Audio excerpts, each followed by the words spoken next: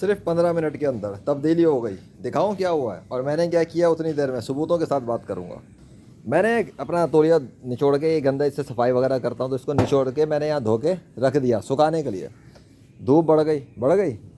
मैंने कोल्ड्रोन के अंदर पानी तब्दील किया, ये देख लो, फ्रेश अभी किया। एविडेंस दिखा के बात करूँगा क्योंकि एविडेंस ना दिखाऊँ तो मसला हल नहीं होगा। ये अभी धोया है, ये सारा गंद साफ़ किया है, ये सब निकला है, ये सारा कोल्ड्रोन के अंदर ताज़ा फ्रेश पानी। ठीक है, 4 कोल्ड्रोन मैंने तब्दील किए, ये रहे चारों। क्लियर हो गया।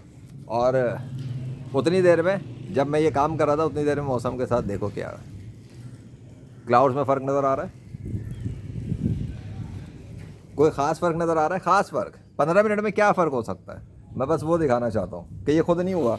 मैंने उधर अपना काम किया है, इधर से धूप मौजूद है, सूरज के सामने से बादलों के अंदर फ़र्क आ गया और सूरज अपनी रोशनी मार रहा है। दिख रहा है फ़र्क?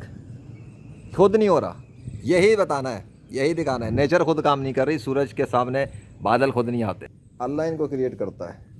सिर्फ ये दिखा रहा हूँ, अभी मैंने अपना काम किया है, कोल्ड्रोन में पानी तब्दील किया है, ये धो के निचोड़ के डाला है।